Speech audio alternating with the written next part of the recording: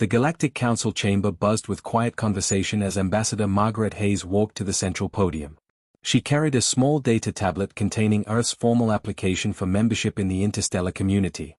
Her brown suit was perfectly pressed, and her smile was warm and genuine as she addressed the assembled alien representatives. Honored members of the Council, she began, humanity comes before you today in friendship and hope. We seek only to join the greater galactic community and contribute what we can to the peace and prosperity of all civilized worlds. The Council members listened politely. Some seemed interested. Others appeared bored. The Zephrani Empire's representative, a tall creature covered in gray scales named Thorax, barely glanced at the human ambassador. To him, humanity looked soft. They smiled too much. They used words like please and thank you in diplomatic negotiations. These were signs of weakness in a galaxy where strength determined survival. Within 3 weeks of Earth's application being filed, the Zephrani Empire made their move. A military fleet appeared near Mars without warning. The human mining colony on the surface had no time to evacuate. Energy weapons carved through the settlement's protective domes. 3,000 people died in minutes. Men, women, and children simply erased from existence. Earth's response shocked the Zephrani commanders. Instead of retaliation, they received a formal complaint. Ambassador Margaret Hayes appeared before the Galactic Council with detailed documentation of the attack. She spoke calmly and clearly, presenting evidence and requesting immediate mediation. She asked for reparations and justice through proper legal channels. She even apologized for taking up the Council's valuable time with such matters. The Zephrani ambassador laughed openly. Humans, he said with contempt, you are too weak for this galaxy. Accept your place or be destroyed. Margaret simply filed another report and proposed a peace treaty. The document was 40 pages long and offered the Zephrani mining rights on 2 of Jupiter's moons as compensation for any perceived slight that had caused the attack. The galaxy watched in amazement. What kind of species responded to mass murder with paperwork and offers of gifts? The Krellian Dominion decided to test humanity's weakness for themselves. Their warships destroyed a research station near Jupiter's orbit. 2,000 scientists and support staff died when the station's reactor was deliberately overloaded. The explosion could be seen from Earth with basic telescopes. Again, humanity's response was diplomatic. Ambassador James Norton, Margaret's assistant, delivered another formal complaint. He proposed a peace summit. He offered technological exchanges and trade agreements. He spoke about the importance of understanding between species and the value of cooperation over conflict. The Krellian military commander couldn't believe what he was hearing. His forces had just committed what any reasonable species would consider an act of war. Yet the humans wanted to talk about cooperation and mutual understanding. Commander Robert Shaw stood on the bridge of Earth's defense vessel Vigilant and watched alien warships patrol through human space. His hands gripped the command console until his knuckles turned white. Every instinct he possessed screamed at him to fire weapons, to defend human territory, to make the aliens pay for what they had done. Sir, his second officer Lieutenant Emma Clark said quietly, the crew is asking questions. They want to know why we're not fighting back. Shaw looked at his young officer. She was 26 years old and had joined the defense forces to protect humanity. Now she had to watch aliens kill her people while she did nothing. Our orders are clear, Shaw said, though the words tasted bitter. We maintain defensive positions only. We do not engage unless directly fired upon. We let the diplomats handle this. The diplomats, Emma repeated, her voice hollow. The aliens just killed 5,000 of our people, and we're letting diplomats handle it with strongly worded letters. Shaw understood her frustration because he felt it too. But he also understood something the aliens clearly didn't. He had studied human history extensively. He knew what humanity was capable of when the restraints came off. Every attack is being documented, he told Emma. Every refusal to negotiate is being recorded. Every war crime is being logged with perfect accuracy. When this ends, and it will end, we'll have every justification we need. Justification for what? Emma asked. Shaw didn't answer directly. Instead, he pulled up a file on his personal screen and showed it to her. It contained casualty figures from Earth's own wars. World War I had killed 17 million people. World War II had killed over 70 million. Those wars had been fought with primitive technology by modern standards. Fought between humans against other humans. Emma stared at the numbers in silence. We're not incapable of violence, Shaw said quietly. We're very, very good at it. Too good. That's why we created all these rules. The Geneva Conventions, the Hague Accords, all the laws of war. We didn't create them because we're weak. We created them because we know exactly what happens without them. 6 months passed. The Vortan Collective joined the attacks against human settlements. They considered humanity's peaceful responses proof that humans were prey species pretending to be civilized. 18 human colonies were destroyed. 14,000 civilians were dead. And still, Ambassador Margaret Hayes stood before the Galactic Council proposing peace treaties and requesting diplomatic solutions. The aliens laughed at humanity's endless patience. They made jokes about human weakness. They wondered how such a pathetic species had ever developed space travel. What none of them understood was that humanity's courtesy wasn't natural instinct. It was a choice. A deliberate decision to be better than what they were capable of being. And every diplomatic attempt, every ignored peace offer, every dead civilian was being carefully documented. The chains humanity had created for themselves could be removed. The rules they followed could be set aside. The restraint they showed could be abandoned. And when that happened, the galaxy would learn a very important lesson about the difference between won't and can't. The doors to the Galactic Council chamber opened with their usual soft hiss. Ambassador Margaret Hayes walked through them, but something was different this time. Her usual warm smile was gone. Her shoulders were straight and her jaw was set in a hard line. Behind her walked Thomas Reed and Alice Cooper, her 2 senior assistants. They carried data crystals instead of the usual peace proposals. The council members noticed the change immediately. Some shifted uncomfortably in their seats. Others leaned forward with curiosity. The Zephrani ambassador Thorax lounged in his seat with casual arrogance, clearly expecting another round of human apologies and concessions. Margaret walked to the center podium and placed her hands flat on its surface. She looked slowly around the chamber, making eye contact with each representative. When she finally spoke, her voice was cold and precise. For 6 months, Earth has pursued peace with this council and its member states, she began. We have filed 247 formal complaints through proper channels. We have proposed 89 different treaty frameworks. We have offered territorial concessions, technology sharing agreements, and economic partnerships that would have benefited everyone involved. She paused and activated the holographic display system. The chamber filled with images that made several council members look away. Burning colonies. Shattered domes exposed to vacuum. Bodies floating in space. Children's toys scattered among debris fields. Every single peace offer was rejected, Margaret continued. Every treaty proposal was ignored. Every attempt at dialogue was answered with violence. Thomas Reed stepped forward and uploaded data to the central system. Numbers began scrolling across every screen in the chamber. Names and faces appeared in an endless stream. 14,000 civilians, Margaret said, her voice never rising but somehow filling the enormous room. 62 military personnel who died defending evacuation ships. 18 settlements completely destroyed. 417 orphan children. 932 families completely eliminated. Alice Cooper activated another display. This one showed timestamps and communication logs. Every peace offer Earth had made. Every unanswered message. Every diplomatic channel that had been deliberately closed in humanity's face. We gave you every opportunity to choose peace, Margaret said. We followed every rule. We respected every protocol.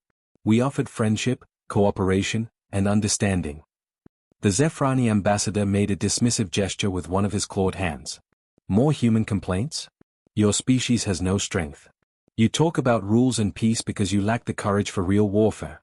You are prey animals who learn to speak. Nothing more. Several other council members nodded in agreement. The Krellian representative even laughed quietly. To them, humanity's 6 months of diplomatic patience had proven beyond doubt that humans were weak and cowardly. Margaret smiled then. It was not a warm smile. It was the kind of smile that made the temperature in the room seem to drop several degrees. Some of the wiser council members recognized that smile. It was the expression of someone who had been pushed past their breaking point and was now perfectly calm about what came next. You've made a fundamental error, Margaret said softly.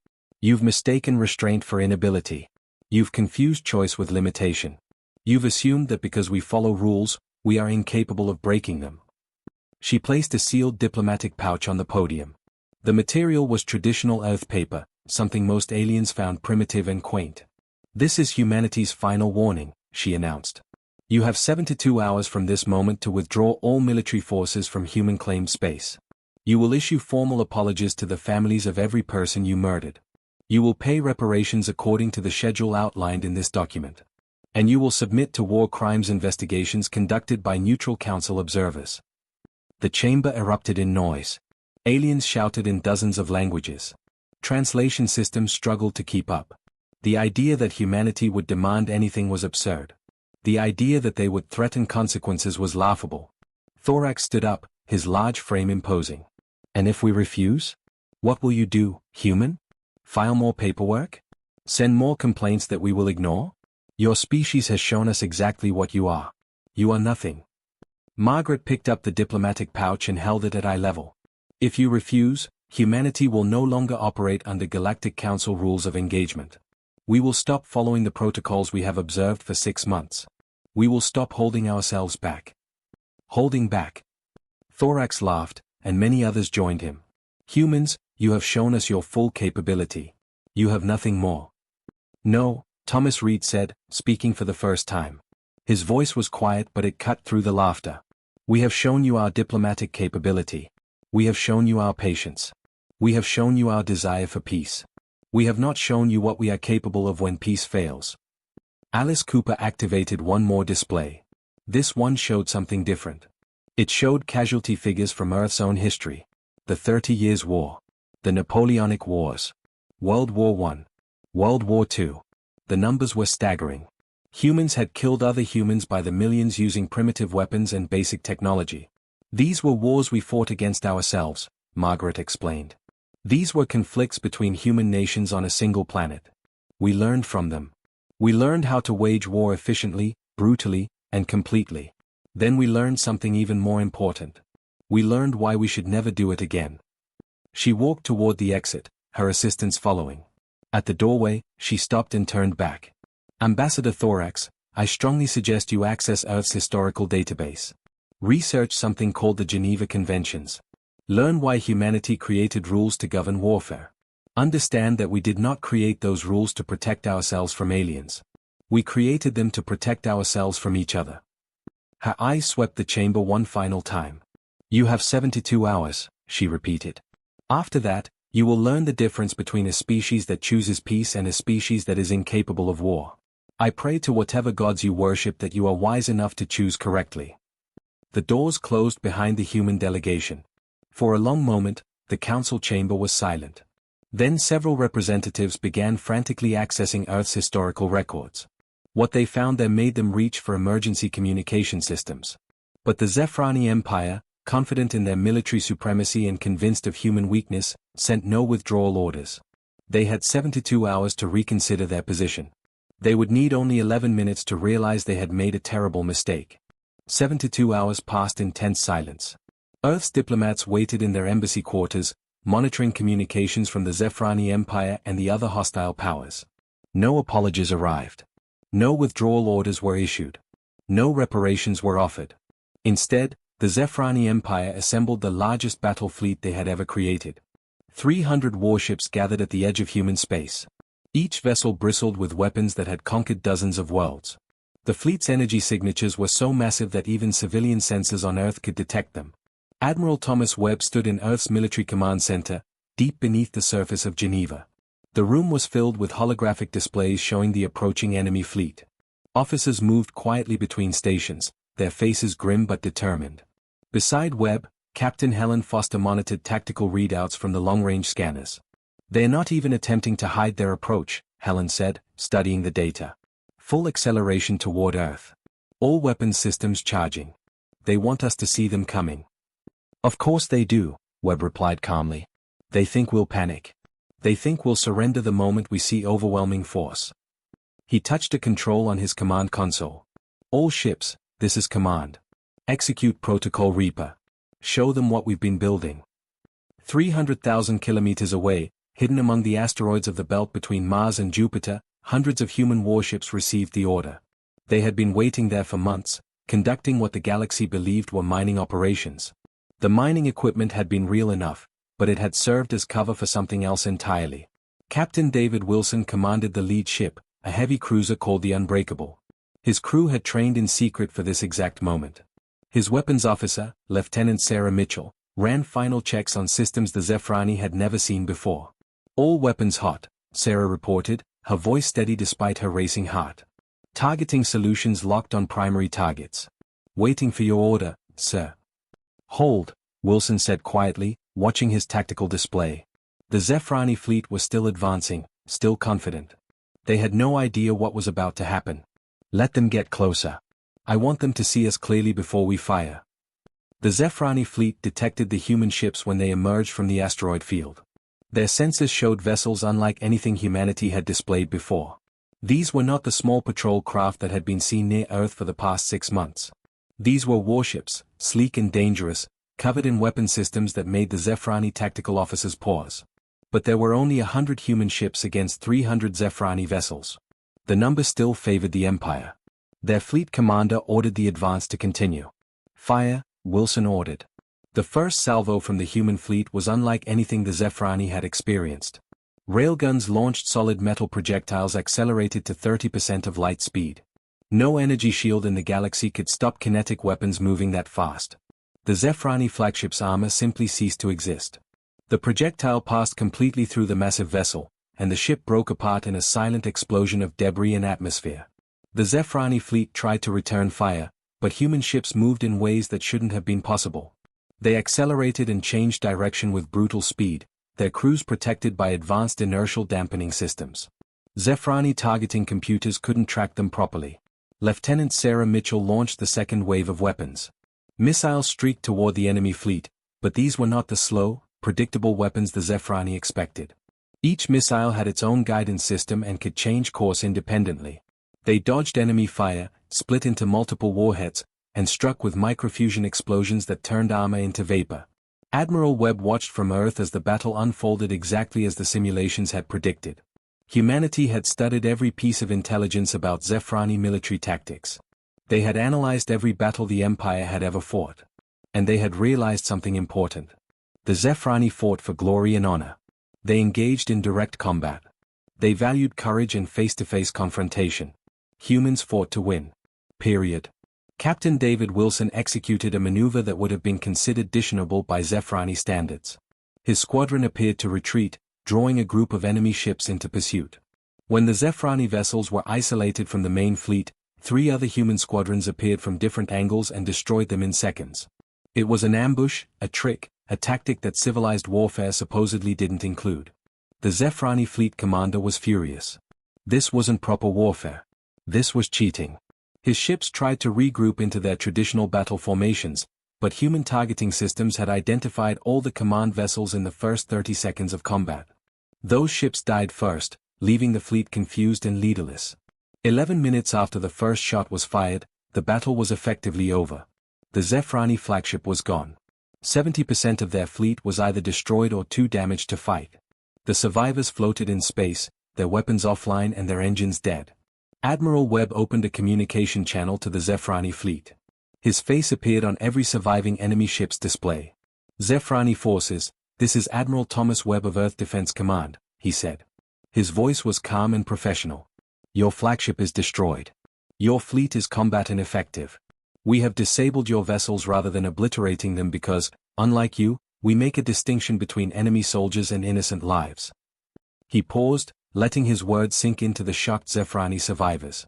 You have 12 hours to evacuate to your escape pods. After that deadline, we will salvage your ships for raw materials. You will return to your empire and deliver this message. Humanity offered you peace. You chose war. What you have seen today is humanity being merciful. We disabled your ships. We could have destroyed them. We gave you time to evacuate. We could have killed every one of you. Another pause. If you attack Earth again, mercy will not be on the table. The communication ended. Across the galaxy, human intelligence services began broadcasting something that would change everything. They released footage from Earth's history. The trenches of World War I, where millions died in mud and blood. The mushroom clouds over Hiroshima and Nagasaki. Modern precision strikes that could eliminate targets from thousands of kilometers away. The message was clear and terrifying. Humanity's courtesy had never been weakness. It had been a choice. A species-wide decision to suppress what they were truly capable of. The rules humanity followed, the Geneva Conventions and laws of war, had not been created to protect humanity from aliens. They had been created to protect everyone from what humans could do to each other. The galaxy watched those historical recordings in horror. They finally understood what Ambassador Margaret Hayes had tried to warn them about. They had been tugging on a leash without realizing what was on the other end. The Krellian Dominion and the Vorten Collective watched the destruction of the Zephrani fleet with great interest. They studied the recordings carefully, analyzing every moment of the 11-minute battle. Their military analysts came to a conclusion that would prove catastrophically wrong. The Zephrani had been defeated because they were weak and unprepared. The Krellians and Vorten were neither. Together, their combined fleets would crush humanity's small military and teach Earth the price of defying established galactic powers. Commander General Patrick Miller received the intelligence report at his desk in Earth's military headquarters. His aide, Lieutenant Colonel Jessica Turner, stood beside him as they reviewed the enemy fleet movements. Both alien powers were mobilizing everything they had. They didn't learn anything, Jessica said quietly, studying the numbers on the screen. They watched the Zephrani get destroyed and decided to try anyway. Patrick closed the file and looked at her. Then we teach them properly this time. Full rules of engagement. No restrictions. Show them what human warfare actually looks like when we stop being polite. The Krellian Dominion approached first. They were a warrior culture that valued honor, courage, and direct combat above all else. Their generals believed that victory came from brave soldiers facing the enemy in open battle. They positioned their fleet near the Saturn colonies and issued a formal challenge to Earth's military. Captain Richard Adams commanded the destroyer squadron that responded to the challenge. He read the Krellian challenge message and smiled grimly. They wanted an honorable fleet engagement, ship against ship, warrior against warrior. Deny their request, Adams ordered. Split the fleet into 3 groups. Use Saturn's rings for cover. We're going to hit them from 3 directions at once while they're waiting for us to show up for their honorable battle. The Krellians waited in perfect formation, their ships arranged in traditional attack patterns that had won them victories for centuries. They expected the humans to meet them with similar formations. Instead, human ships appeared from within Saturn's rings, where sensors couldn't track them properly. They struck the Krellian left flank, destroyed 6 ships, and vanished back into the rings before the enemy could respond. The Krellian commander was outraged. This wasn't warfare. This was cowardice. He ordered his fleet to pursue the humans into the rings, and that was exactly what Adams wanted. Among the ice and rock, the Krellian formations became useless. Human ships appeared, fired, and disappeared. It was chaos, and humans had trained for chaos while the Krellians had trained for honor. While the fleet battle raged near Saturn, Commander Lucy Bennett led Special Forces units deep into Krellian territory. Her team of 60 soldiers struck supply convoys 3 systems away from the main battle. They disabled ships without destroying them, stole supplies, and vanished before reinforcements arrived. The Krellians never knew they were there until it was too late. The Krellians couldn't understand what was happening. Where was the glory? Where was the courage? Humans just struck from nowhere, achieved their objectives, and disappeared. There were no grand fleet battles where warriors could prove their worth. There was just loss after loss, defeat after defeat, and no enemy to face directly. A captured Krellian officer sat across from Intelligence Captain Oliver Hayes in an interrogation room. The alien warrior looked confused and angry. "This isn't warfare," the Krellian said. "This is murder. This is Dishina. You strike from shadows. You avoid direct combat. You show no respect for the warrior's code." Oliver studied the alien for a moment before responding. "No, this is warfare. This is what it looks like when the goal is winning rather than proving courage. Humanity learned a long time ago that dead heroes are still dead. We fight to survive, not to look brave." The Vorten Collective presented an entirely different challenge. They were a hive mind species, thousands of individuals connected by a shared consciousness. They moved as one, thought as one, and fought as one. Their coordination was perfect because they were not truly individuals at all. Dr. Rachel Foster had studied the Vorten biology for 3 months after the war began. She worked in a laboratory far from the fighting, examining captured Vorten technology and biological samples. She was looking for a weakness, and after 90 days of research, she found it.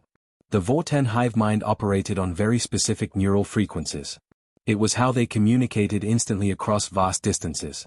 Rachel designed a device that could disrupt those frequencies temporarily. It wouldn't kill anyone. It wouldn't cause permanent damage. It would simply sever the hive connection for a few hours. General William Carter authorized the weapon's deployment in battle. The Vorten fleet approached Neptune with perfect coordination. Every ship moved in sync with every other ship. Their attacks were timed to the millisecond. Fighting them was like fighting a single massive organism. Then Rachel's neural disruptors activated. The effect was immediate and dramatic. The Vortan fleet simply stopped coordinating. Ships drifted out of formation. Attacks became uncoordinated. The perfect unity that made them so dangerous disappeared in an instant. Each Vortan suddenly found itself alone in its own mind for the first time in its life. The confusion was total. Human ships moved in quickly, disabling the Vortan vessels while they were still trying to understand what had happened. The battle that should have lasted days was over in 2 hours. Not a single Vortan died, but their entire fleet was captured intact. 6 weeks after the Krellian and Vortan offensives began, both powers requested peace negotiations. Their fleets were shattered. Their military leadership was captured or dead. Their proud warrior traditions had been completely dismantled by humans who fought without honor, glory, or rules that made sense to them. Ambassador Margaret Hayes returned to the Galactic Council with representatives from all three defeated powers walking behind her in shame. Commander James Norton, recently promoted, stood at her side as she presented the terms of surrender. The Treaty of Terror is not negotiable, Margaret announced to the assembled council. War reparations will be paid in full over the next 20 years. All occupied territories will be returned immediately. Military tribunals will be established to investigate war crimes committed against human civilians. All three empires will reduce their military forces by 40%. She paused and looked directly at the defeated representatives. And all three empires will sign the Interstellar Conflict Limitation Accords, she continued. These accords establish clear rules for warfare. Protection for civilians. Bans on certain weapons. Guidelines for treatment of prisoners. Limitations on acceptable targets. A council member raised a tentacle in question. Why would you create rules for war? You have just proven you can win without them. Commander Norton stepped forward to answer. That's exactly why we need them. Humanity learned something important over thousands of years of fighting ourselves. Without rules, war doesn't end. It just gets worse and worse until everyone loses. These rules aren't designed to protect humanity. They're designed to protect everyone. The Treaty of Terror was signed on a cold morning in Geneva, witnessed by representatives from every member state of the Galactic Council. The three defeated empires stood before the assembly, their military leaders in restraints, their diplomats stripped of their previous arrogance. War reparations were established. Territory was returned. Justice would be served. But what happened next surprised the entire galaxy. Humanity did not seek revenge. They did not demand the subjugation of their enemies. They did not establish occupation forces or claim the defeated worlds as colonies. Instead, Ambassador Margaret Hayes proposed something the galaxy had never seen before. We present to you the Interstellar Conflict Limitation Accords, she announced, displaying a document that was hundreds of pages long. These accords establish universal rules for warfare. They protect civilians. They ban certain weapons. They establish standards for the treatment of prisoners. They define what is and is not acceptable in military conflict. The council chamber buzzed with confused conversation. The Zephrani had killed 14,000 human civilians. The Krellians and Vortan had destroyed human settlements and military vessels. Yet humanity's response to victory was to create rules that would limit their own future military actions. A representative from a neutral species stood to speak. Ambassador Hayes, I do not understand. You have proven your military superiority. You could demand anything from the defeated powers. Why would you choose to restrict your own capabilities? Margaret smiled, and this time it was a genuine smile without coldness or threat. Because we have been where they are now. Human history is filled with wars. We fought each other for thousands of years before we ever left our planet. We learned what happens when warfare has no rules. We learned what happens when victory becomes more important than humanity. She activated a holographic display showing Earth's history. Not the battles this time, but the aftermath. The field hospitals. The refugee camps. The children orphaned by wars. The cities rebuilt from rubble. The memorials to the dead. These rules are not new to us, Margaret continued.